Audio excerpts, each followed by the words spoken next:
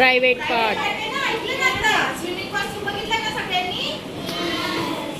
आता मी तुम्हाला सांगते.